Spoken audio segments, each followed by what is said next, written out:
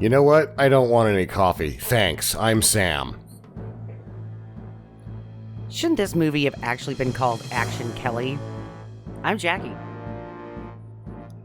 Kelly McLean is just some girl iced tea?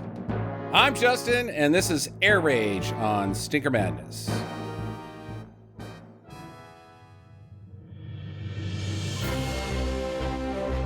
Hello and welcome to Stinker Madness, a podcast about bad movies by bad movie lovers, for bad movie lovers. I'm your host, Justin. With me are always Sam and Jackie. This week on the show, currently streaming on Tubi TV, starring one iced tea and nobody else that I care to comment on, but Sam might. It's Air Rage from, I think, 2001, directed by one Fred Olen Ray. And that's what I got. I guess it's another in my series of Fly Hard movies. But, Sam. Oh. I feel like you've won me over with these stupid fucking airplane movies. Yeah, I didn't think I liked these, but we've done like 5 of them now recently, and I'm like, yeah, these stupid airplane movies are all right. This is one of those, though, that this is part of the Wynorski footage heist. Mm-hmm, mm-hmm. So I couldn't place whether or not the van getting exploded and rolling. They couldn't have done that. They didn't have money to do that, right? That had to come from another movie. Yeah. Every explosion is from another movie. This one is more obscure than most of them. Like, generally, when you're watching one of the movies from this 99 to 2004 or whatever, before they finally used all of it twice, basically, it's basically just like name that explosion. It's almost a game, but I didn't recognize anything specifically in here. I think the jet blowing up was that Iron Eagle? Maybe. Yeah. Might have been Iron Eagle. But either way, like, Wynorski gets all that footage, and so they get to just make a pile of movies without actually having to go anywhere and shoot very much, and only have like 2 locations. Really mailed in location on the insurance office that they used for an air traffic control. Yeah, nice. So that's what it's going to look like in the future when all the layoffs kick in, Sam. Yeah. Gonna move to the strip mall down in Bogota. Yeah. And then rent out the air traffic tower for a fucking restaurant or something. Yeah. They'll pay more rent. A Tesla dealership. Come to the airport. So he didn't even use his own name, so he really was fucking spitting this one out because he used the Ed Raymond moniker for the directed by and film by or whatever. So yeah, there's a bunch of fucking other movies in here, and then he crams Ice-T in. What's funny is when we first found out about this, it was because I happened across that like copy of Stealth Fighter so many years ago. And what's fun to me is that Stealth Fighter is actually holding up as one of, because I'm thinking I've seen about half of these now, and Stealth Fighter is actually held up as one of the. I bet you haven't. I got probably not. 25%. Laundry list. Yeah. There's so many. Mm-hmm. They went hog wild for like 4 straight years, just zinging movies out. I got to say that how I found this, and maybe it was a reminder, like, oh, yeah, but I don't remember ever being in the yeah category, so I couldn't really be in the oh, yeah category, was the Bad Movie Bible, who is, I cannot recommend enough on YouTube. Dude's brilliant. Laundry list of good stuff. He's got a rating system very similar to ours, where it's an Oscar and a Tommy, the Oscar Tommy scale. Really deep stuff, a lot of stuff that I'd never even heard of, and this came up in his Fly Hard video. So I was like, you know what? I like all that, especially Freddie Olen Ray. I'm going to pull the trigger. So check out Bad Movie Bible on YouTube. Sure. I haven't come across one of these from this period of spitting out the films with the recycled footage that I didn't like so far. Like, they know what they're doing. These people have done it before. They can slap together shit ad hoc like nobody's business. The gal that's in it is Kimberly Oja. I don't know who she is, but I've seen her before. And so I'm looking at her filmography and I'm like, yeah, I've seen you a lot, but she's never really in anything major. And you can say that about Steve Heitner, the guy that wants his fucking cell phone back. Cyril O'Reilly is that guy too, the main bad guy. You've seen him before, but he's never really anything major. The judge guy that is the object of his hostage taking or whatever, that guy was somebody. That's Alex Cord, who was a big deal in Westerns. And you probably remember him as the eye patch guy from Airwolf. Okay. Yeah. Yep. That makes sense. But then there is somebody in here who was somebody, because the NSA shows up when shit goes south and he comes in and you're like, holy fucking shit, it's Buck Rogers. It's Jodan Baker. Oh, wait. It's not Jodan Baker? It's not. No, Gil Gerard. Damn it. In one of his rare... In one of his rare non-Buck Rogers appearances. He doesn't, after the, I think he had like a contract dispute or something, and he just like didn't keep it up. And so you have a major, also like the show Buck Rogers itself was super expensive. I think had a popularity peak early on and then just disintegrated as it continued to film. So, but there's a ton of fucking people in here. Like Chick McGee is in this. Jack McGee just like shows up, I guess, because he's probably friends with Fred Olen Ray to be the guy that talks her down. You're like, oh, you came in for an hour. Thanks. Right, see ya. And then he probably walked across the street and did something similar for Jim, right? Like he probably showed up and did like 4 scenes and then went and had lunch for 4 different movies that all got released like 2 weeks after this. Big afternoon. This is the same year as Mach 2 with Bosworth. Like he made it in like he probably made both of them inside of a month.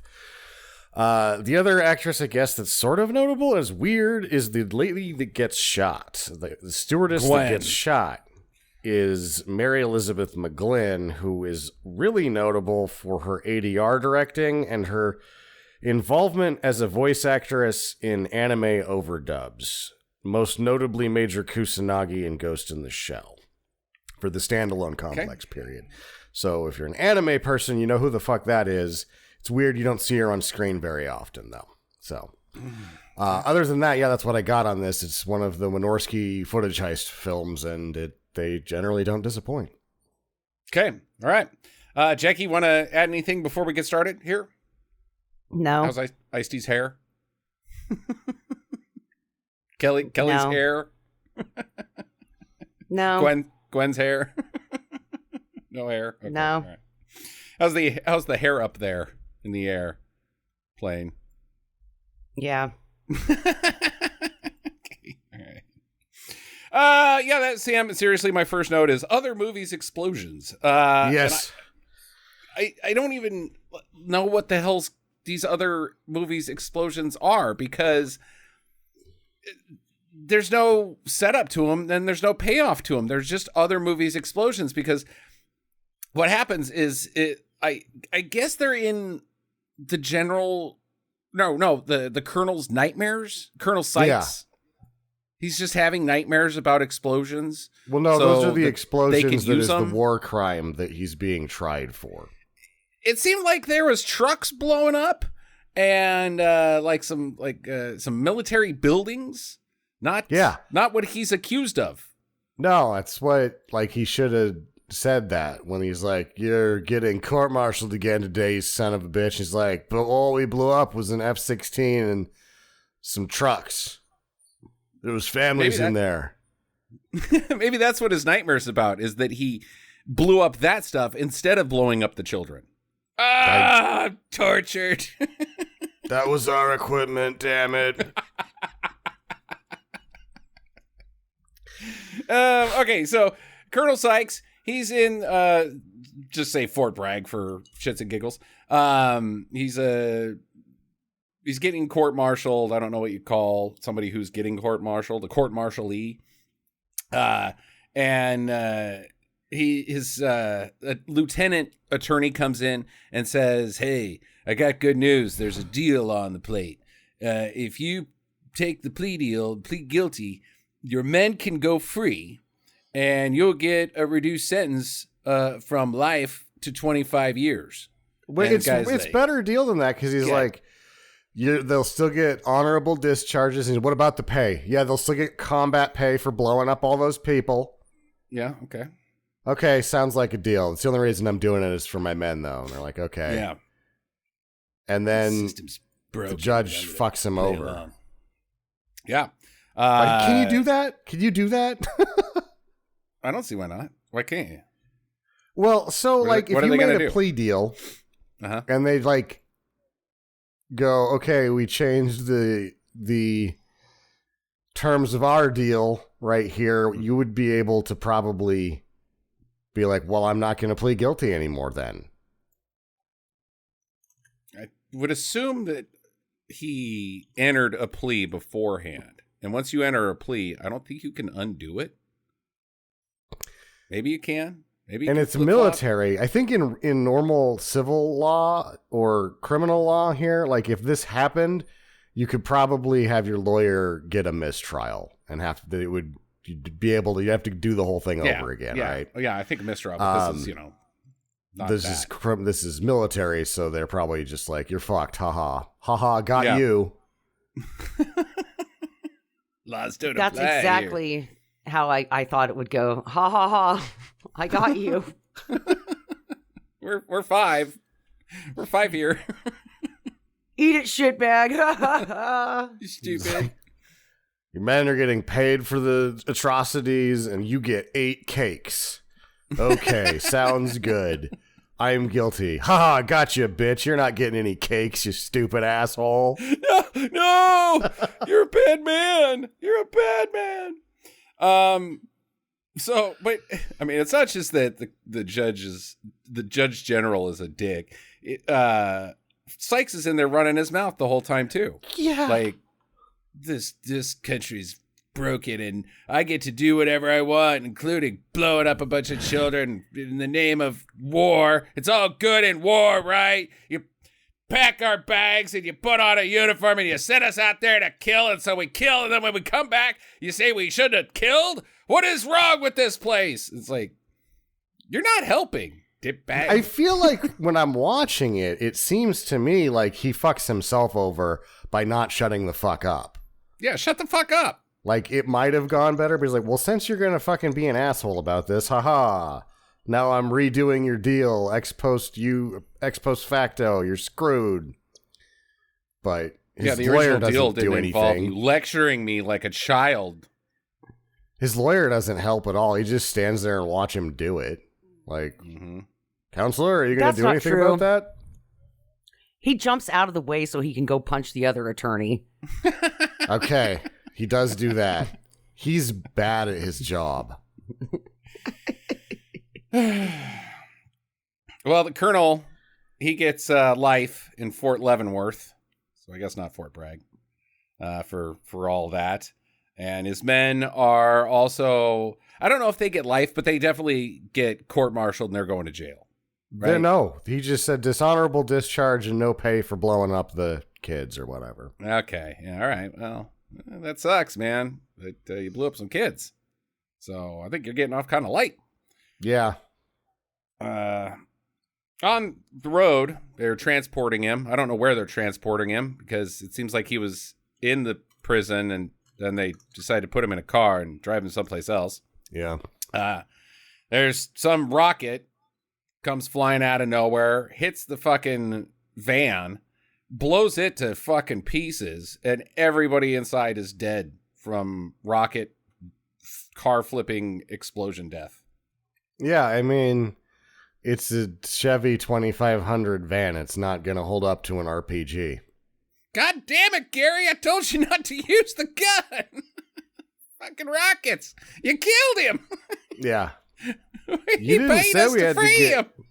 You said blow up the van, not we had to get people out of the van. Because it's going to be hard now, because I just fucking blew that van up. Everybody inside is mush now. Yeah. I mean, you can go check. Even if can't the even explosion... touch it. It's too hot. Even if the explosion didn't kill them, the flipping did. You can't flip, you can't endo a van with a bunch of people in the back. Like, there's not safety harnesses back there. You're flying around, hitting your head on shit, hitting your head on other people's heads, hitting your head on their asses. Their asses are hitting each other's asses. Everybody is broken. Mm-hmm. Good job, Gary. Well, in Gary's defense, he was like, look, there's not going to be anything left. Good luck proving that one. You're not getting paid either, though, Jackie. You had one job. You blew up your boss. He's dead. Accidents happen. Well, this is a growth mindset here, Justin. We've got to think positive, and that's how we keep the workforce going. Wasn't a mistake. It was a happy little accident. Yeah, we're going to call this a growth opportunity to not use the missiles next time. Yeah, you just grew yourself right into a job at Home Depot, butthole. That's the top of the food chain for you. Now your criminal mastermind terrorist plan is falling apart because you killed your boss with a rocket. Idiot. I don't think he's not dead. I don't think he'd last long at Home Depot. Probably not. It's like, get all that lumber off the truck, and he just fucking pushes it off the side with the forklift and is like, done. Okay, you're fired. You did do what I asked. I did not think I needed to be more specific about it, but you're gone. Okay, the Colonel is not dead, though, because this is a movie. So they spring him out. On a plane, the usual cast of what I'm calling speed dupes. They taken the roll call from cast of Speed, the diversity, and each person's got their own little tick. They do this in every Fly Hard movie as well, but it's mostly just based off of Speed and people being on a bus. They all get on. You've got the cell phone guy that's a jerk. He's, I'm always on my cell phone. I'm an important businessman, and I'm a jerk. You've got Kelly and Gwen, the flight attendants. Then guess who walks in? Sykes, of course. The general is on the plane with his man. Judge General's on there. Who else we got? Anybody else on the plane? Oh, good-looking guy, of course. Yeah, good-looking guy and phone guy. Phone dick. Guy. Yeah, I got phone dick. So they're all on the plane. And I like my note, including our flight attendants, Sandra Bullock and Sandra Bullock.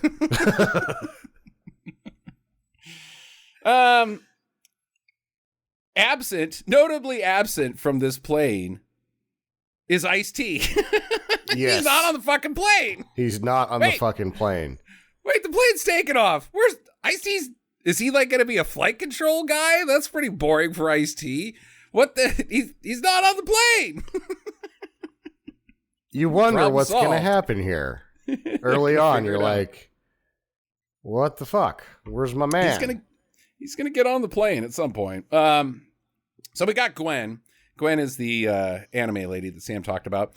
She seems like she is gonna be more involved in the plot of this movie by how they're introducing her. Like, she gives most of the initial dialogue on this plane with the camera right in her freaking face. It's like, oh, she's our main Sandra Bullock. She is not. It is the other one. It's Kelly. It's weird too. Their whole relationship is strange. They know each other kind of, and Kelly shows up late, and she's like, I just showed up late. Can I take the easy job? And then Gwen's like, fuck, sure, why not? But then a hot guy comes in and she's like, on second thought, no, I'm keeping the easy job because that hot asshole's in my section now. And her section is business class. And hot asshole is the only one in business class. She's got a cakewalk. And they don't seem to have a good grasp of the passenger manifest because Phone Dick's like, there's been a mistake. I should be in the bigger seats. And she's like, well, we'll figure it out later. when she could be like, well, I've looked at the passenger manifest and there's one guy in these 30 seats, so just go over here and be less of a problem than you're about to be. She could have done that. She could have done that. Also, where is the general sitting? Because if he's not in business class, which seems to be like the entire front of the fucking plane, where the fuck is he? He's by himself too. He's in business class, allegedly. But he's not, because the handsome guy's the only one in business class. I don't know where he's at. I don't know how this plane works. Because you go upstairs and you're like, this fucker has an upstairs? And then there's other seats that are just empty. Like, this is not a very full flight. So you go upstairs and there's like 4 rows of seats behind the cockpit. So it's like there's another, but the general's not up there either. No. It's a 747, right? It's not an Airbus. I guess. Looks like a I 747. think what happens is the upstairs has the pilot. There's behind the stairs is where pretty much everybody's at. And then the business class is in front of the stairs. But then that would mean that the handsome guy is like in the front half by himself and the back half of the business class, and then the general's in the front half on the other side. There's a curtain. The curtain. It doesn't work in a linear fashion because of several things that are like, there's later on in the movie they'll be like, go here or go there, guys, my henchmen. And then Ice-T or Kim are in certain areas, and you're like, these people would be walking past each other, wouldn't they? Mm-hmm. Yeah. Okay. Well, let's move on from the logistics of it, because it just, there's stupider things. Flight takes off. Bad guy 1 goes to the bathroom, and he's like, I'll just sneak this this clip into the toilet paper holder at the bottom. And then he comes out, and the next bad guy goes in, and he's like, I'll just stick this chamber and spring into the toilet paper holder of the bathroom. Nobody will reach into where they keep the toilet paper ever. And then the third guy goes in. He's got another part of the gun, chamber, whatever, the little cockback thing. And then finally Sykes goes in, and he's got bullets. Yeah, but in between there's an old lady. And it's funny because the first guy's like super careful about how he puts it in there. The second guy's pretty careful about how he puts it in there. And then the lady goes in and she's like, they're out of paper towels, even though she just stole all of them because she's just a bitch. And then the guy that goes in after her is like, well, I guess there's no paper. He just fucking tosses it in there. Right. He's like, whatever. Fuck it. Since nobody's reaching in there now, I don't have to be careful. Somebody's going to they got to restock those paper towels, dummy. They're going to find a gun. Also, how'd you get, like, oh, we got to separate this gun. Otherwise, they're going to find us with it. But if it's you're allowed to take pieces of guns onto a plane. I know the law, gentlemen, while we're hatching this plan.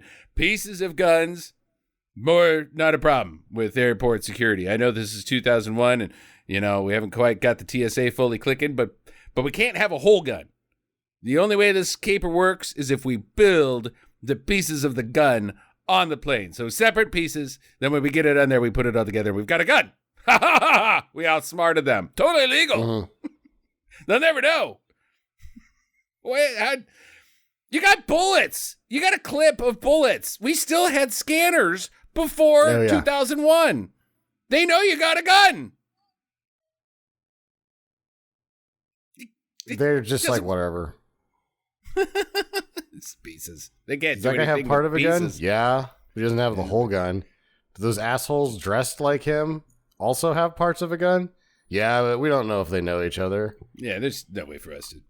It's a giant maybe they make friends on the plane, and then they can put the gun together. But like, hey, do you have a gun part? Sure do.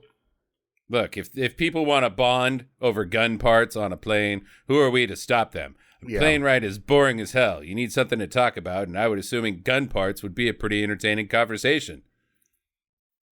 It's not like you can listen to a podcast in 2001.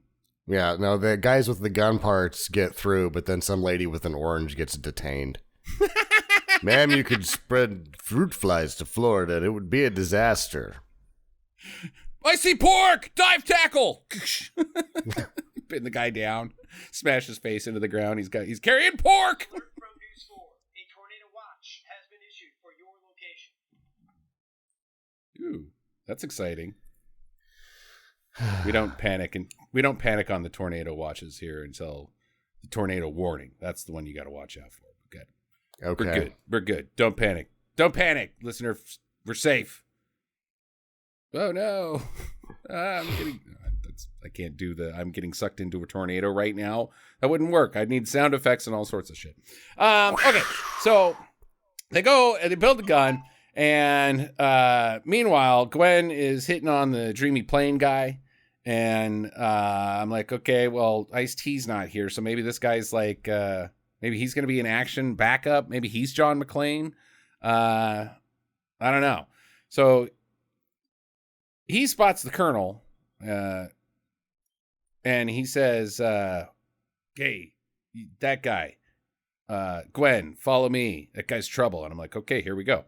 So they go upstairs, but it turns out Dream Guy's in on it. He grabs her and makes her try to get into the cockpit, which doesn't do anything. Funny because he's got this like Play-Doh horse. Yeah. Or something. And she's like, oh, what's that, you fucking weirdo? And he's like, my daughter made it for me. And she's like, oh, great. She sucks at sculpting, but... Oh. Yeah, I love... You have kids? That's so nice of you. Her mother must love you a lot. Her mother is dead. Oh, why? Gwen's panties just destroyed. But it's not. It's a Trojan horse. Yeah, it's a Trojan horse. Of plastic explosives. Which is dumb. And that's enough to probably blow up to be bad. I don't think you'd need very much to blow off a lock, but how much of whatever he's got on there is probably going to blow up the front of the plane. Yeah, probably not a great idea. So they blow the cockpit open door and they take the pilots and they get down to the cargo area and they put no, they don't put all the people in there. So they get down to the cargo area and down there they've got headsets, so they can all comm.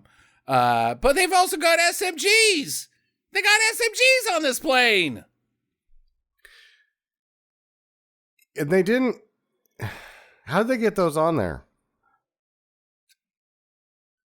It's a commercial flight.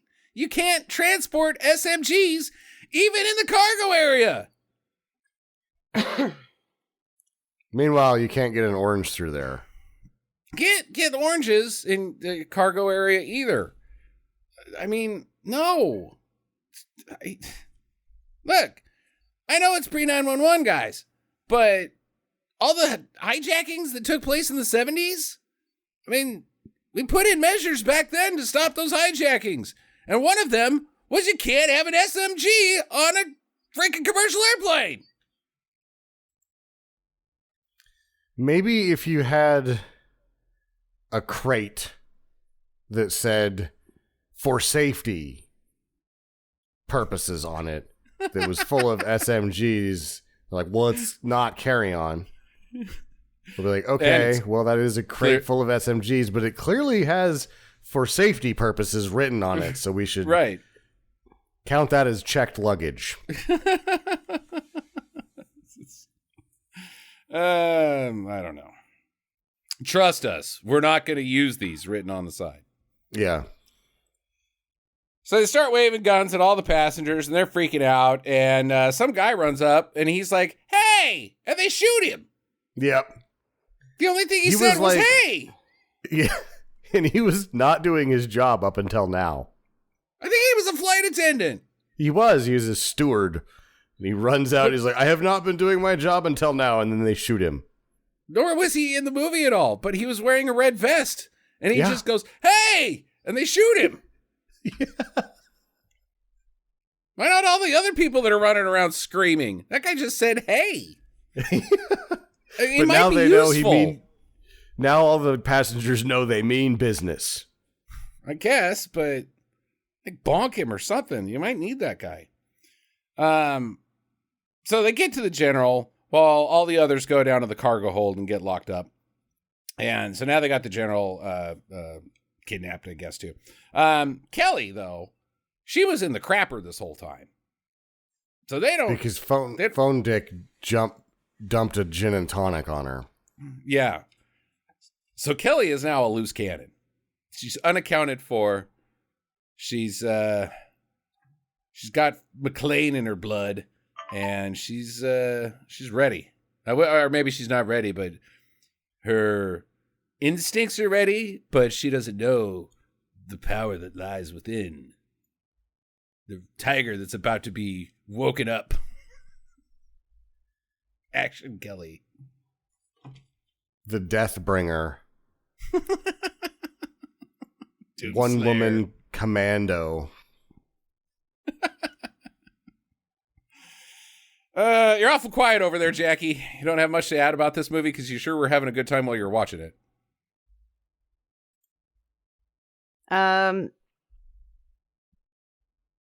No. So you're just going to do the no, I don't from Saturday Night Live this whole podcast. People pay to hear you. And man, do they pay. I'm not ready yet. Okay. Do you think, Jackie, that Kelly is wearing underwear, or has she gone commando? She wears underwear. She's too uptight not to wear underwear. She's a little uptight. And but when she gets to business with that coffee pot, you could definitely see that there's some hidden rage there. Yeah. All right. Well, let's get there so Jackie can get excited. So she starts sneaking around, and she tries to call 911 from the phone, but it doesn't work. Sykes is up front. He's lecturing the general and saying that I am a patriot. And the dude's like, what are you talking about? You just kidnapped a freaking plane full of innocent passengers just to get to me. I'm not just trying to get to you. Little do you know, General Judge guy. I got another plan. I bet you it's dumb. Yeah. All right. So the dudes, they grab Gwen and they take her to the cockpit, and they're like yelling at her to do stuff and the pilots to do stuff, or they're going to kill her or something.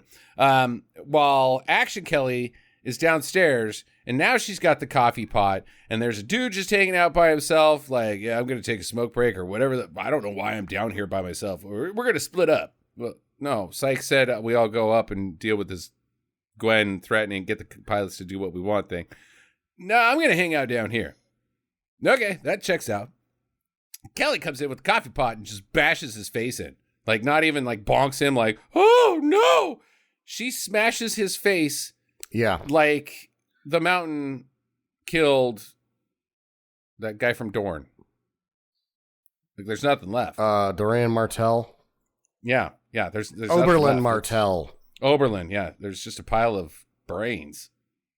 It's worse than that because she's smashing his face, and he tries to stop by grabbing the coffee pot that she's destroying his head with, and she's like, "Stop that!" and takes his hand off of it, and then smashes his face more with it. Stop it!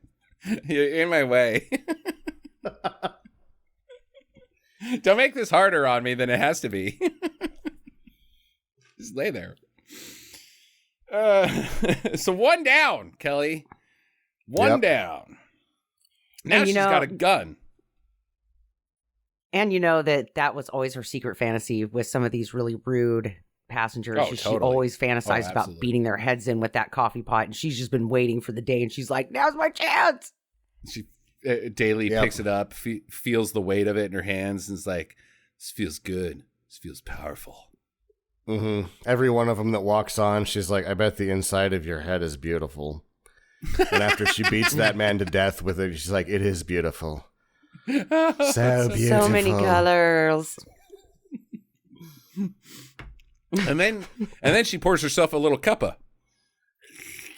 Yeah, I mean, she's got this coffee pot weighted out. Like, how much does it weigh without coffee in it? And she knows that she's filled it, and nobody's asked for coffee yet, so she knows that this thing is fully leaded. Get it? I'll just have a little Folgers. Ooh. Okay. The best part of waking up is braining you with this cup. Adding insult to injury, she just dumps the hot coffee on his dead crotch. Says, Sue McDonald's now, you fucker. And it's actually, no, I've drinking lots of coffee on planes. It's never hot. Never. Which is fine. I hate the goddamn over hot coffee. I hate it. It's insane. I drink so much coffee, and every time I go to McDonald's, I have to ask for ice cubes. Why is the coffee it's liquid? You can't drink it. It's too hot. It's too hot. Why is it so goddamn hot? I don't get coffee there because it's too hot. But I've had plenty of plain coffee. It's never too hot. It is like, it's a coffee pot. Coffee hot. Because it's in a coffee pot, not some freaking like glowing nuclear plant that they have inside the McDonald's that brews their coffee that fucking hotter than the surface of the sun. God, which is really simple math. It's like, how hot should we get the coffee? And then somebody turns and he's like, I don't know, how hot should it be in the spill factory that flies around? Probably not super hot. Probably not super hot.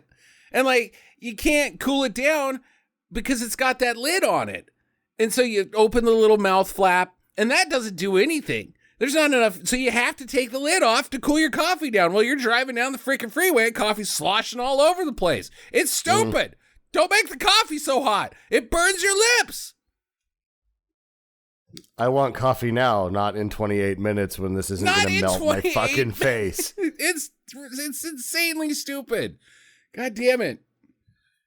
Okay, so Sykes calls into this tower and he says, yeah, we've got the plane. You're going to get us, it's $18 billion, whatever. We're not actually here for the money. We know you're not going to give it. But we're going to pretend to, or we're going to shoot this stewardess. And they're like, well, we'll try to do our best. This guy, we're going to try to do our best, sir. And he's like, wait, who are you? You know, I'm not really sure who I am in this movie, actually. I think I'm like the radar guy. But I have a lot of sway. Why did you call me? And also, when Kelly gets on the phone, she doesn't call, like her idiot. She calls 911. And they're like, hello, 911. What's your emergency? 911 of the sky? Because 911s are regional. You call a regional 911. It's not like this is national 911. What's your emergency? I need to talk to the president. Oh, I can do that for you. What are you doing, Kelly? Like, we're being hijacked. Oh, I don't. Well, why aren't there like little, if you see something, say something sheets, right? Like with the phone number. If you think you're being hijacked, dial 1-800 up your butt. Because that would not be a number that people would call. Some people would. 1-800 up your butt. In 2001, Jackie, 1-800 up your butt led to a totally different phone experience than what you're actually talking about. Covered adequately in the film Punch Drunk Love. Yeah. So yeah, this dude's like, I can't put that kind of money together. No, of course you can't. You're the radar operator. You need to get your boss involved, who is then going to get the FAA involved, who then is probably going to get the FBI involved. You are not in charge of this operation anymore, control tower guy. Whatever. Just don't hurt anybody. And they're like, yeah, sure, whatever. Blam! Shoots Gwen. Yeah. He shoots She's Gwen, not dead. and he's like, hey, I just shot Gwen. And they're like, no. Why'd you do that? And he's like, well, she might live if, she gets medical attention in 3 hours at least. And they're like, you still have 4 hours of air transit. Oh, Well, I guess we're all hoping for the best for Gwen then. So the NSA, he comes walking in, the NSA, the entire NSA, some NSA guy. We don't even have a title for him, but he's pretty high. He's Buck up, Rogers. Right? That's who he's Buck Rogers of the NSA. I'm taking this operation over, and the guy on the phone is like, "Oh, Jesus, thank God." Because I, once again, am just a radar operator. I don't know if you know much about us, but we have the highest suicide rate in all of America because of the stress of this job. So now that you're here, I can take this really stressful situation, the lives of a couple hundred people, off my table. Somebody's more equipped to deal with this, has phones that they can call, maybe even the Joint Chiefs and the Pentagon. Off my table. I can go home. He doesn't also, say any of that. Before Buck Rogers shows up, when it's become a situation for this insurance office that's a makeshift air traffic control center, he stands up and yells, "Hijack protocol." And that's it, because there's only one other guy there, and he's like, "Okay, right. I'm still sitting here. This is the hijack protocol." I didn't leave. Heard that it was hijacking. I went into hijack protocol, which is me sitting here and going, "What do we do? What do we do? What do we do?" Yeah, the air control tower doesn't say any of the things that I said when the NSA shows up. He instead does the, "Oh, great, the feds are here, taking over my case. Bullshit. Come on, Jimmy, we're going to crack this on our own." What? What are you... You're... This is above your pay grade.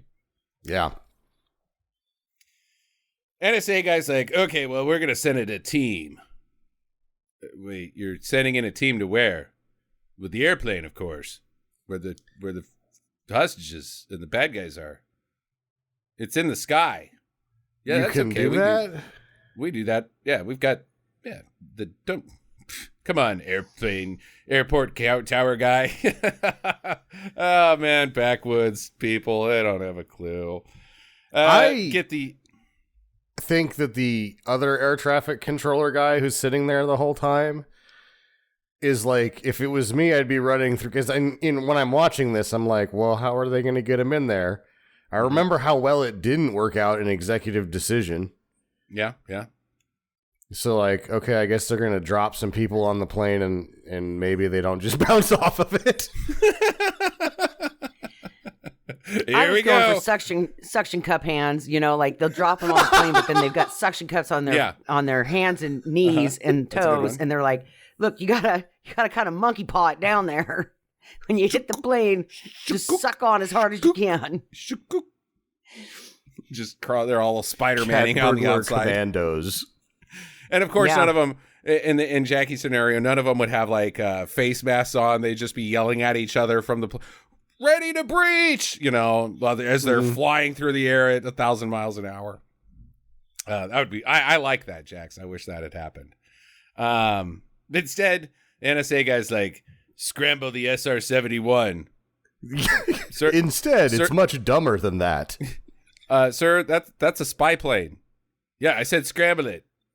It only seats the pilot. Oh.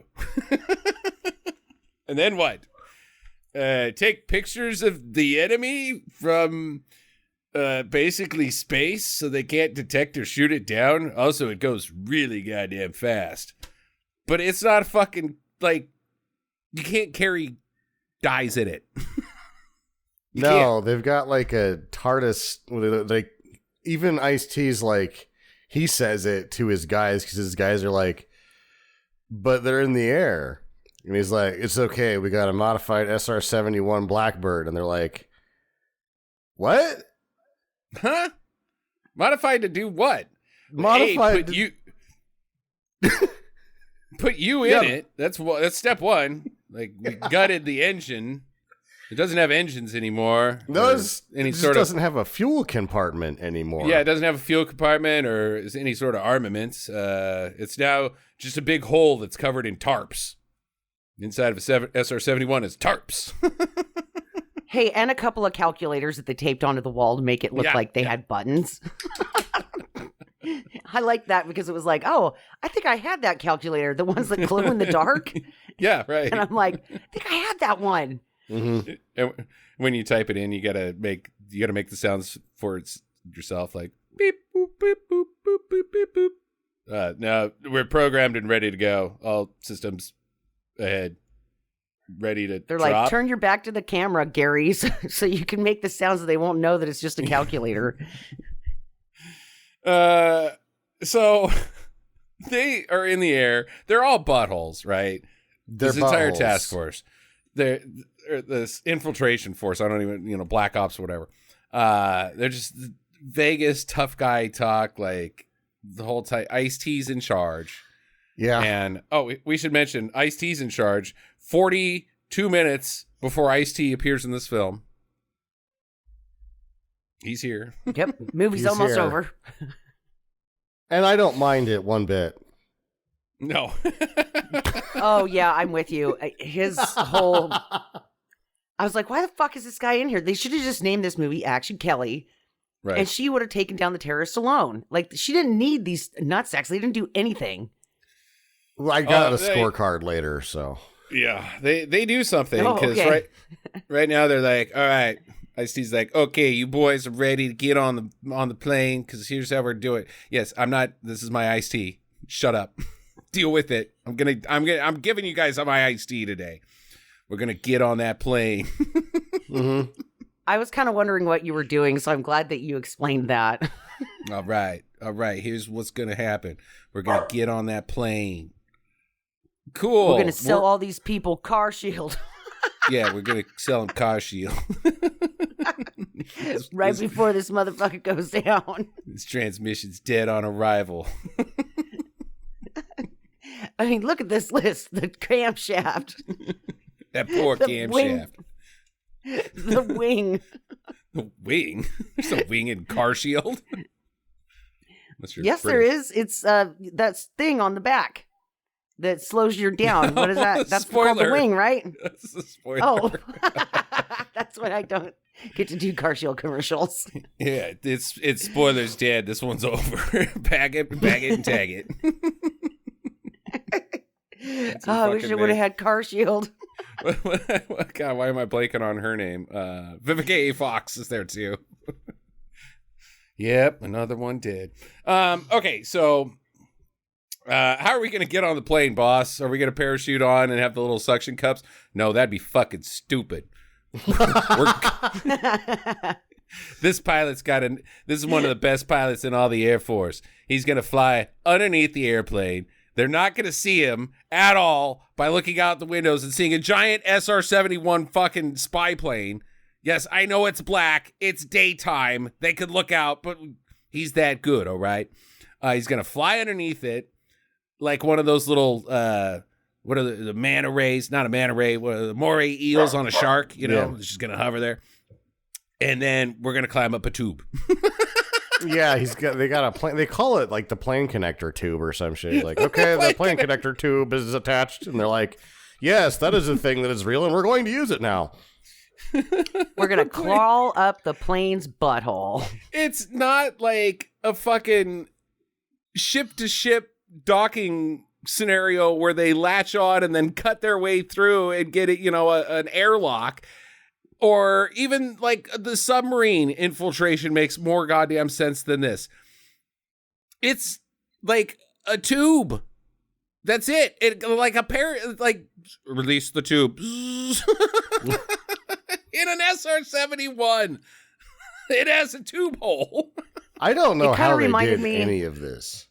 Like, I don't know where they found. I don't know what this SR-71 footage came from. How Wynorski gets a hold of it, but there is a shot of what. There's a shot of one under. And I don't know if they animated it in or what of this came from. I think it's practical because the SR-71 has a different tint to it. They're really black. Jackie and I've seen an SR-71 in person. I didn't get to go on it because there's just a cockpit. Seriously. Yeah. But they are black. They are like Fanta black. And this one is like a brown, like a dirty brown when it's in the shot. So I think it's a fucking model. I think it's just a model on a string being held in front of the shots of an airplane. Even if it's matte work, it had to have been done before they got a hold of it. You don't think Freddie Olen Ray could put together a simple effect like that and then animate maybe the he could. tube? I'm just saying that it would be like, wow, that's in the mode that they're in, the production mode that they're in when they get a hold of this footage. It's spit it out, not let's do something that's going to take a little extra work. I think maybe like 3 hours. It looks pretty bad. It's Okay, not well done. Anyways, they released the tube. I mean, all right, everybody, let's release the tube. Get in the tube. Which reminded me of that one of those little kid obstacle course tubes, that folds down on the slide. It's like boom, and then it just is up there. And then I thought it would have been really funny if they would have left it hanging and just flapping in the wind like a plane dong, but they didn't. A plane dong on the top of the plane, Jackie. No, it was on the bottom of the plane. No, it comes out of the SR-71. Yeah, but no, it would be on the bottom of the commercial plane. Disconnect the tube. Yeah. Disconnect the tube from our plane so it looks like that plane has a wiener. Awesome. Give it a floppy black cock. That these guys would do it. They would think it was just hilarious. Sir, that's our only plane connector in existence. Yeah, I don't give a shit. Do it. And then when they landed, they'd be like, "Did you guys see our plane cock?" That just cost the taxpayers $1.5 million. 1.5. Yeah, it turns out the plane tube is a piece of shit. Because, let's think about this logistically. We just got done with 2 movies called Turbulence.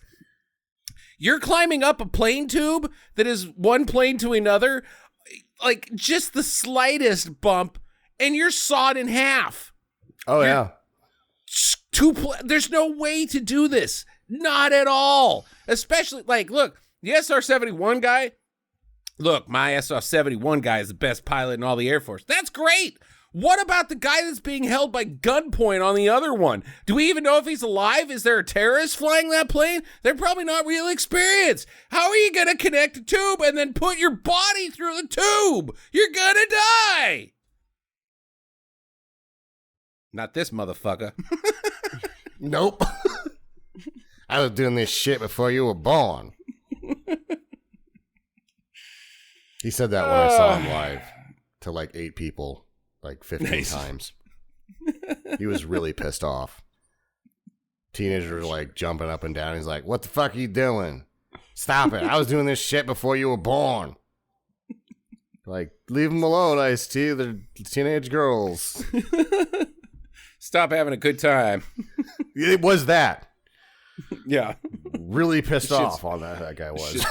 Shit's real. Okay. So they all get on the plane. And they start doing their infiltration stuff. They're going to release their first move. All right, here's what we're going to do now that we're on this plane. We're going to release a sleeping agent in the cargo bay. Should we check the cargo bay for hostages first, sir? Nah, if anybody's in there, they're going to fall real fucking asleep. What about the terrorists, sir? Will they be in the cargo bay when we release this agent? They fucking better be. Otherwise, we're fucked. And that's not the way I understood it. I thought that it was going to go through the entire plane's ventilation system, knocking everybody out. Why would they? The sleeping gas. Yeah, no, they are going to release it in the cargo bay. And yes, that's what they imply, Jackie. But why in the fuck on a plane would the air system be connected to the cargo bay? It has its own it's called air conditioning. It doesn't bring in smelly stink air from the cargo bay. That's not how planes work. They actually have a bad smell air lever. Just pull it. Nobody ever pulls that. Today's the day. Right. No, it doesn't make any goddamn sense. Okay, so they find Kelly. Oh shit, there's a lady here. But no terrorists. And they've been sneaking around the plane for quite a while, and they find her. And one thing I liked was if Ice-T, when he was prepping his men, if you see somebody holding a gun, don't ask questions, just shoot. And then they find Kelly. She's holding a fucking Uzi, and they're like, "Hey, who are you? You seem kind of cute." Mm-hmm. Well, I'm not a terrorist, so you lucked out there. Hopefully some cute chicks don't take over a plane someday and you assholes are fucking involved, because they're going to shoot you and kill you. She doesn't go, hey. She asks them who they are, and they're like, we're the rescue team. And she doesn't go, how did you get in here? For them to turn and go, plane tube.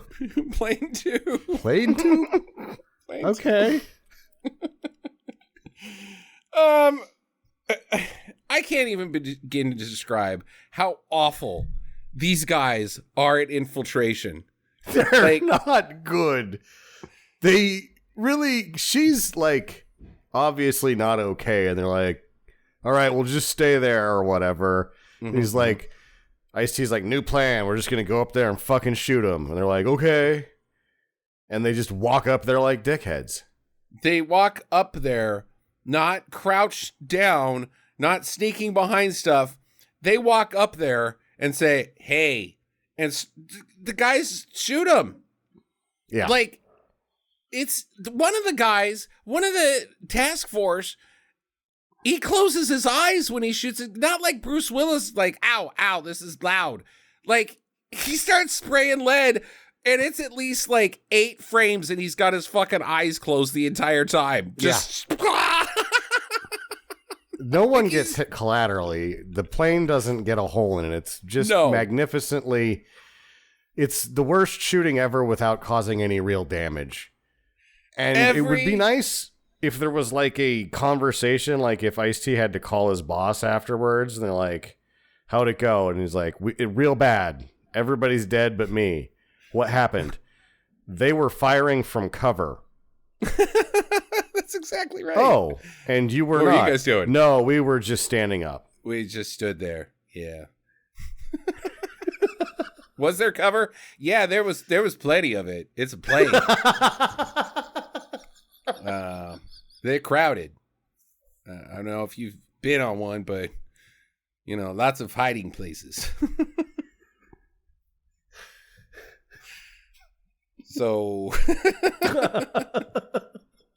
every single one of them is dead, and Ice-T himself gets shot so hard that he goes down the stairs in a crumpled ball.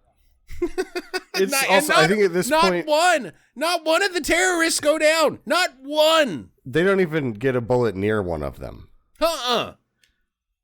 It's crazy. Oh. Man, the terrorists must be good. No, it's just you suck. Okay. During debrief, they're like, okay, so the only thing that worked was the plane tube? Plane tube. I do have their names written down. Okay. Cujo, Bonsai, Deadman, and Matt. Hi, I'm Matt. Yes, because Ice-T's code name never gets used. He's just... Oh, yeah, that's right. It's Ice-T's. I don't know why his name becomes Matt, because if he introduced himself to Kelly, I missed it. But at one moment, she just turns and goes, hey, Matt. And you're like, Matt? What? Yeah, I thought about Jackpot or Head Crack, but I just went with Matt. It's what my mom gave me. It's my mom's code name for me. Pretty badass, isn't it? Okay, so they kill the co-pilot because those guys were inept, so that's good. The NSA realize that it's Sykes, And he orders jet fighters to shoot the plane down if the infiltration team can't take it back. Well, guess what? They didn't. So they have not. The only thing that has worked in their plan is the most dubious part of it, the plane tube. Why didn't they just take the hostage out of the fucking... Oh, I never thought of taking people out of danger with the plane tube. Damn. That was a good idea. I mean, you have a TARDIS upgraded SR-71. Right. May as well use it. Like, you got a couple pool tables in there, hot tub. May as well just bring them in there. Bring the hostages away from safety or harm. That's what the... Okay. The radar guy says, oh yeah, I like this. We're going to have to shoot the plane down. And the radar guy says, you do that, I'm having you arrested. No, you are not. I am in the NSA. You're a... Okay, I guess we're moving on from how stupid the radar guy actually is, because Jackie's giving me blank stares like she doesn't care about the radar guy. I thought the radar guy being like a tough guy, like he's fucking Carl Winslow in Die Hard, was the funniest part of this whole fucking movie. Really? He's barking way past his bark level. You think that he's just making up lines like he's like, I'm going to steal the show. Here I go. I'm going to have you arrested, NSA guy. Cool. I'm going to have you disappeared. I'm NSA. Like, gone. Nobody's ever going to see you again. Do you think the NSA actually makes people disappear? Yes, I do, Jackie. Yes, I do. Then I don't think I'm alone. Like who? I can't tell you because they disappeared. They disappeared. If we knew that. Oh. If I told you Steve, well, clearly not Steve, because Steve's just right over there. They're gone. They disappeared. I don't know. But yeah, I think the NSA will disappear you. And I think they have. I also don't know who Ted's planning on having perform the arrest. The local sheriff. Buck Rogers. It seems like he's like, I'll have you arrested, and he turns over to the other guy in the office like he could do it. And he's like, no, right. I can't do it. I actually have a lower employee standing than you do. Like, I'm a trainee. Like, for air, like we're both not supposed to be here right now. I don't know a lot about air traffic control, but I'm pretty sure that we should not be here. We're actually hindering this operation. No, god damn it, this is my show. So Kelly finds Ice-T. He's shot in the leg. It's bad, okay? That's what he said. Is it? You got shot in the leg, bud. Your team's dead. Is it right here where it hurts? Yeah. Right here in your heart. Yeah. I just think he was like, well, what do you want me to do? Bitch and moan? And they're like, go ahead. He's like, I can do that.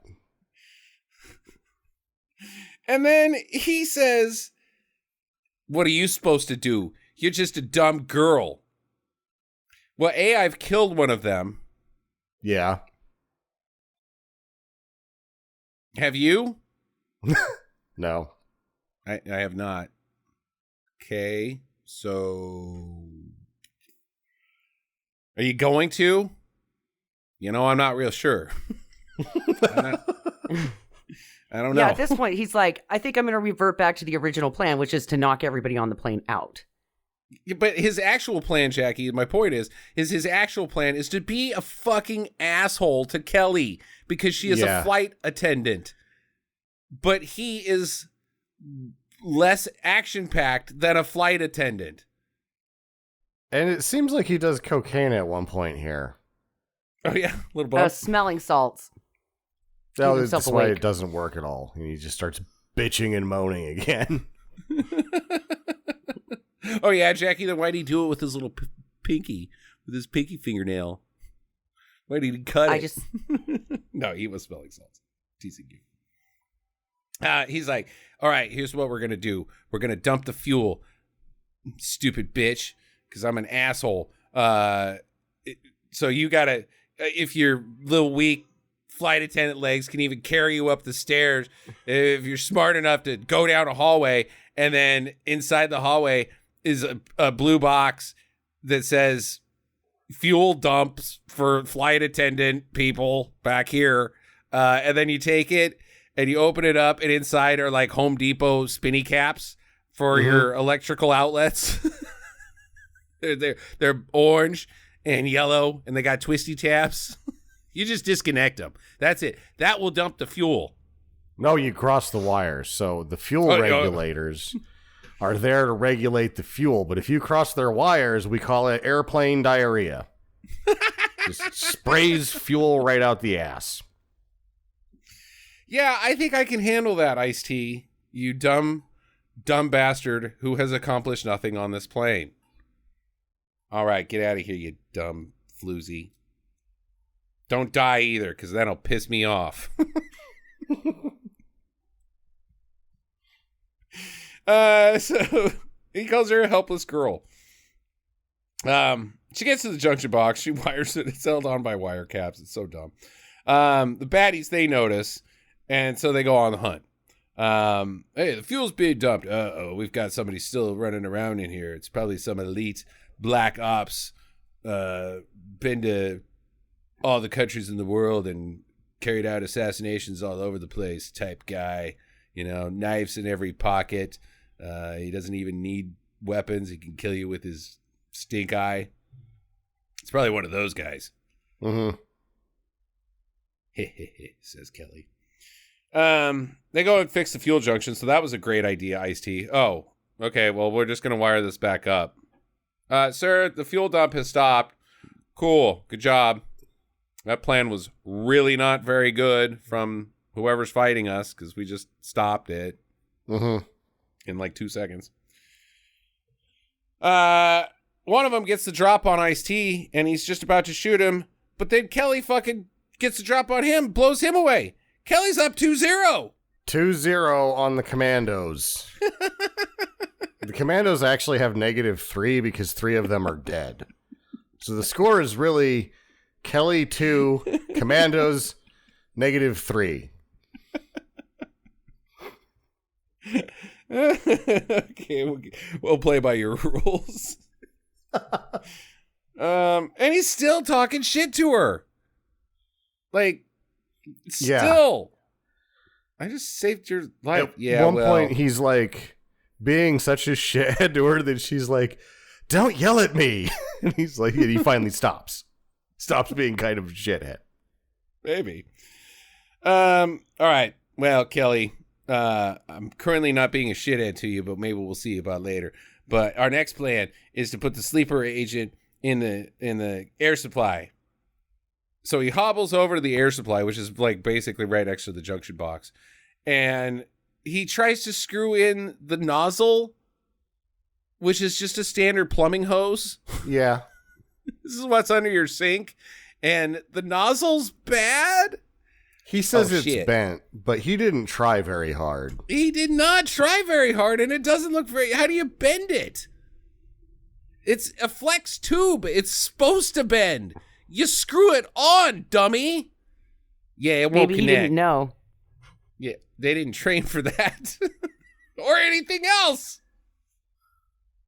And then he tells her to get her his medical first aid tape. Like, that's going to make an airtight seal at all. No, it will not. Definitely not. It's not connected at all, Ice-T. You got to screw it on, buddy.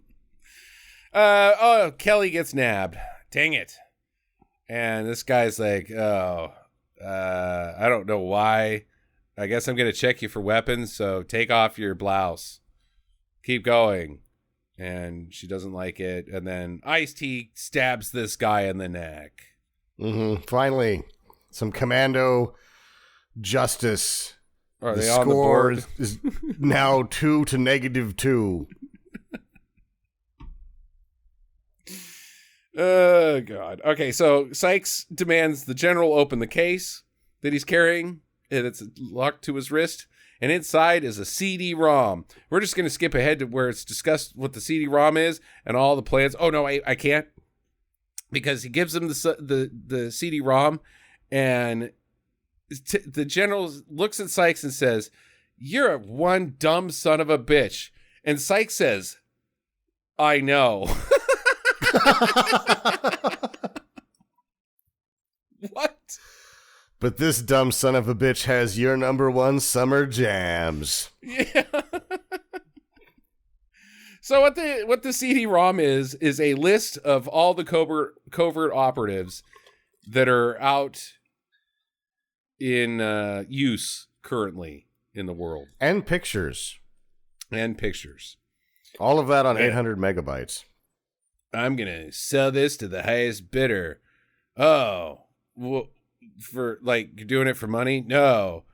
Okay, so see what's going to happen is that you're going to have to pull all those agents back in off the field. And while they're getting replaced with new assets, the terrorists are going to have free reign on the earth, baby. Wait, what? Why do you want that?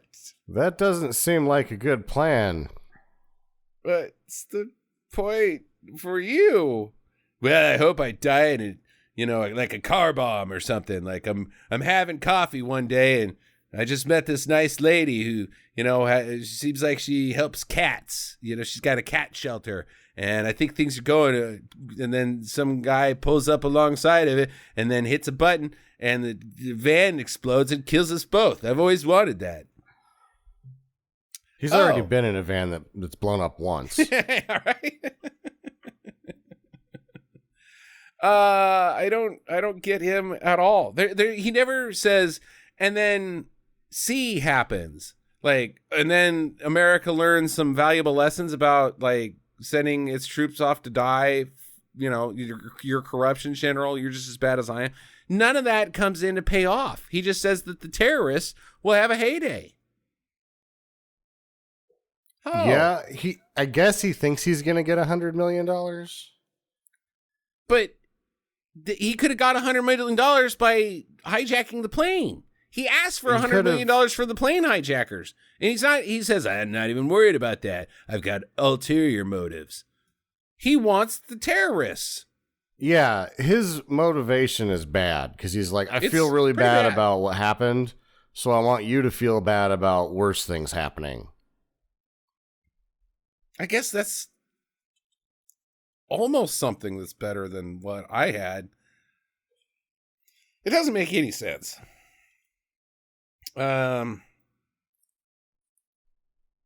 he radios over plane to he radios over the plane this is your terrorist speaking to the people on the plane. You better surrender or I'm going to cut off the air supply to the hostages that are in the cargo bay.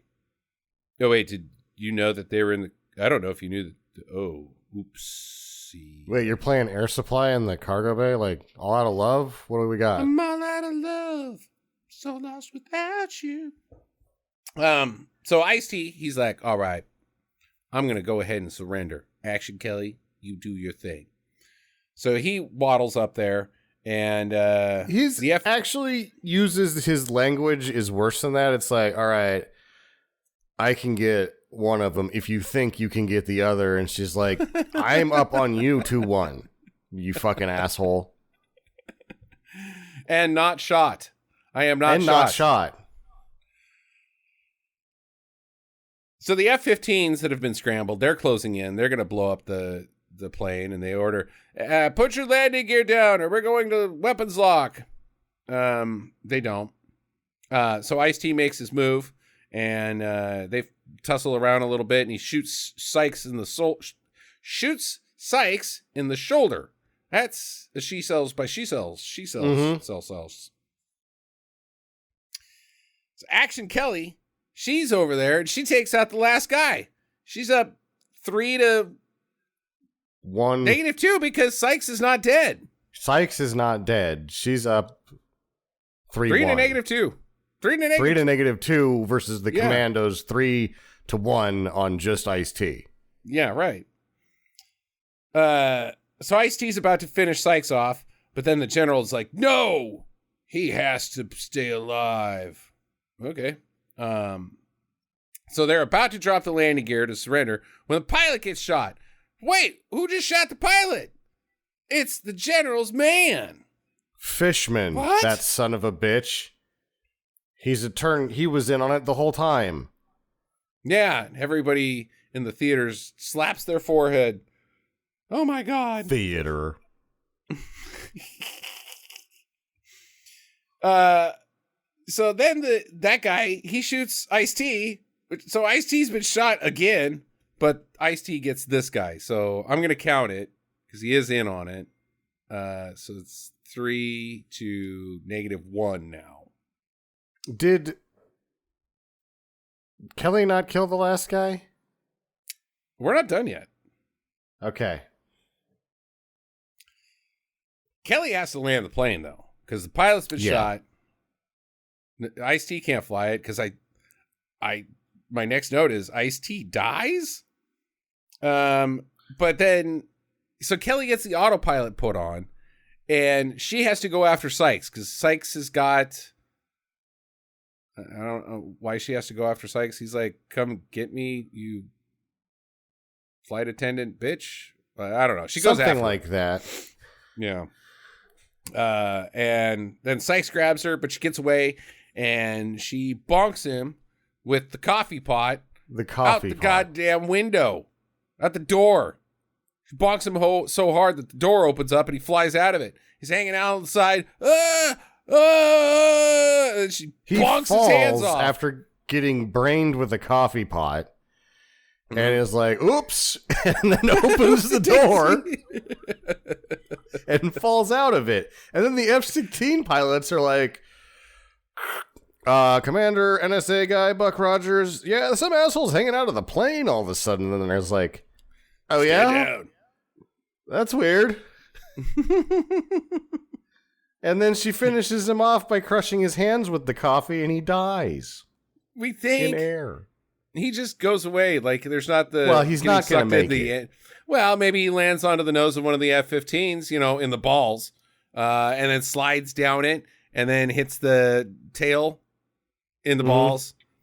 Oh, little Didn't hot Saddam shots. Hussein die that same way?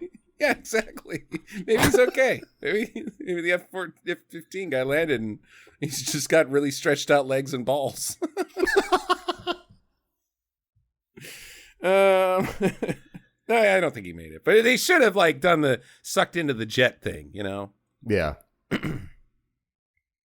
Just a red mist. Okay.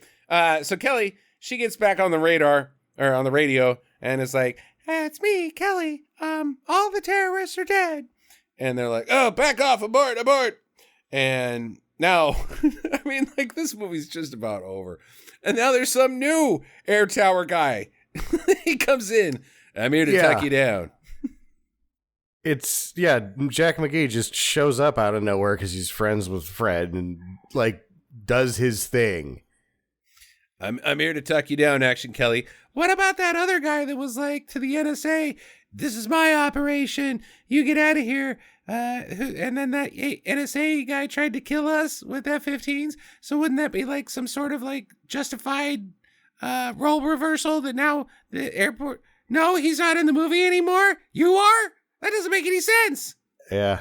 You weren't meant to hear that, Action Kelly. Sorry. All right. Wait. Oh, Ice-T's still alive. Kelly. Oh, are you okay, Matt? Then he dies again. Yeah. Nope. He's not okay. And she comes in. That would be great. Well, who are you talking to? "I'm talking to Matt."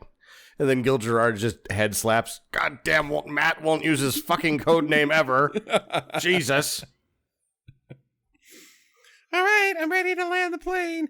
"Okay, this one's going to be close. You're going to have to push a lot of... I already did it, and we're on the ground." Oh. That was pretty good, actually. Yeah. She lands it perfectly, of course, because they don't have any video footage in the archive of wings smacking into the ground and the landing gear coming off and the plane barrels into a fire. Yeah, I mean, you have to land them perfectly, and she does. Oh, and Ice-T is okay. It's amazing how he has regained consciousness at the end of this film. Like, just been a total sack of shit this entire time. And then at the end, I'm a hero. He's good to go. Like, yeah, way to go, Kelly. You did it. Maybe we could meet on different terms next time. And she's like, I never want to see you again. You belittled me. You're a dick, Matt. Yeah. I kind of just whined the whole movie about how my leg hurt. I wasn't even really shot up that bad, but I just kept falling asleep. And I like that when they land, they don't like have all the fire trucks come out and stop them. No, she taxis into the gate. They get on a gate. All right, Kelly, great job landing that. Now, if you could just do us a solid and taxi those people in, their arrival gate is 18. Okie dokie.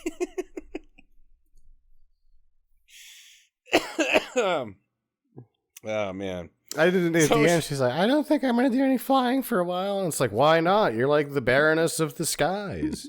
Yeah. They even give her a captain's hat. Yeah, here's your pilot's hat. And a salute from the general. And that's it. That's the end of the movie. Yep. All right. Good job, Kelly. See ya, I guess, on the next flight back to Omaha or wherever the hell. Okay. I just killed 4 guys. I killed more guys than a Black Force team. I guess I'll go back to being a flight attendant now. Goddamn right, Kelly. Let's not get out of. I mean, great job and all, but you were late. Yeah. Let's leave the important stuff to the men in pants, not these skirt ladies. Oh, I guess so. Fuck, do you think that she got a bonus? No. No, of course she didn't. This movie is super sexist, Jackie. She didn't get shit. She got a hat and a thumbs up. She's like shell-shocked a bit, and she's like, do I have to take the next flight? And they're like, well, you could, or you could get fired. Okay. That sounds about right. That's up to you. That's what's called choices, Kelly. All right. I guess I'll go to work. And get rid of that blouse that's got coffee all over it. Jesus, you slob. I don't even have any blood on me from all the people I killed. That's how good I was at it, but... God damn it. Yeah, no, Kelly deserves a different path in life completely. Like, just... Oh, yeah, absolutely. Kelly McLean, get her a badge and a gun. Yeah. Sam, questions? Would Kelly have been more effective had the commandos not shown up at all? Yeah, I think she would have taken them out one by one. And then if they would have found her, she could have huddled down like, oh, I'm so scared. And then when they got close, she'd bash him in the head again with a coffee pot. Yeah. Okay, guess I'll have to fucking do this my fucking self. Where is Kelly? Why is Kelly not a thing? Like, this actress, like, it's so ridiculous. You think that this, I know it's a DTV Fred Olen Ray movie, but like, why didn't we have Air Rage 2? Kelly's had enough. Or what I would have liked is if Kelly is like in that character and she doesn't like want to be a stewardess anymore, because that was pretty fucked up ultimately. So she like goes on a cruise and has to kill all these terrorists. And then she's like, okay, well, that sucked pretty bad. I think I'm just going to take the bus home. And then she gets stuck on a bus and has to kill a bunch of terrorists on the bus. And so there's like a trilogy of movies where no matter what sort of transit she tries to take, she ends up having to kill all these terrorists.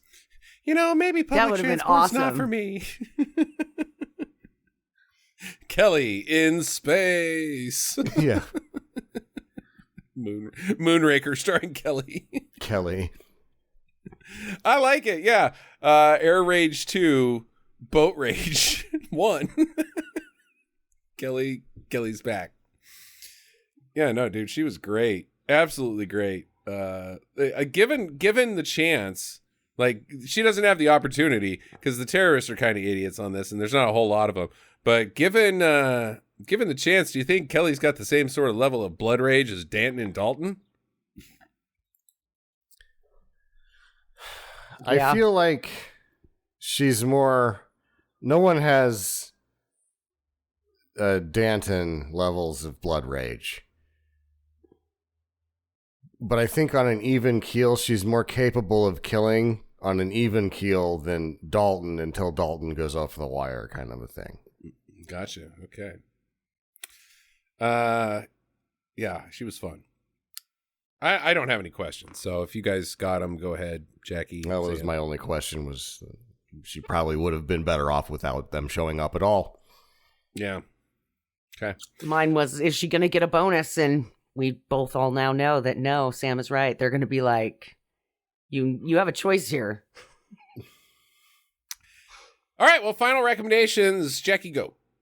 I'm going to give it due. I enjoyed myself greatly with this movie, and I loved that Action Kelly came out of nowhere. I was not expecting her to be the character she was, and I enjoyed it a lot, especially when she beat that guy to death with a coffee pot. It was really satisfying. Which one? She beat 2 guys to death with a coffee pot, Jackie. Yeah. Well, the first one was the one that really spoke to me. Okay. Sam. It's a do. These fucking Wynorski stolen footage jobs they never disappoint. You know what you're getting into with them, and I think that helps. But there's always a little surprise in there. Like, you don't think that Kelly is gonna be the hero. It's kind of crazy. So yeah, I liked it. It's a do. I'm also gonna give it a do. I enjoyed it. It was a fun riffer. It's dumb as hell. I don't know if it's self-aware or not. But it's not because it has a plane tube. Because it has a plane tube. It's so dumb. But a lot of fun. And Action Kelly's great. So yeah, it's a do. Sunday, Monday, Tuesday, Wednesday, Thursday, whatever. Watch Air Rage. It's great. In 2 weeks on the show, it's Sam's pick, and he's got.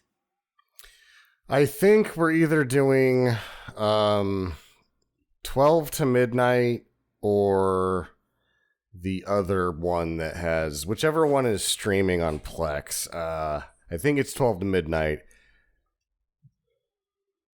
I can't remember the other one. Have you heard of this guy that looks like Charles Bronson and he's not Charles Bronson? No, the name of the movie sounds familiar though.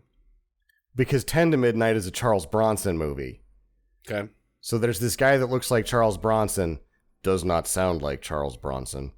And they just basically make a Charles Bronson movie without Charles Bronson, with this guy that looks a lot like him and sounds nothing like him. And I saw the first 15 minutes of it, and I was like, I couldn't. Every time he opened his mouth and blew a line, I was shooting snot. It was so stupid and funny. Like, the comments on the movie are like, I never thought that Charles Bronson was a good actor until I saw this. Okay. All right. That will be our movie. Enjoy your weeks, everybody, and get to the chopper.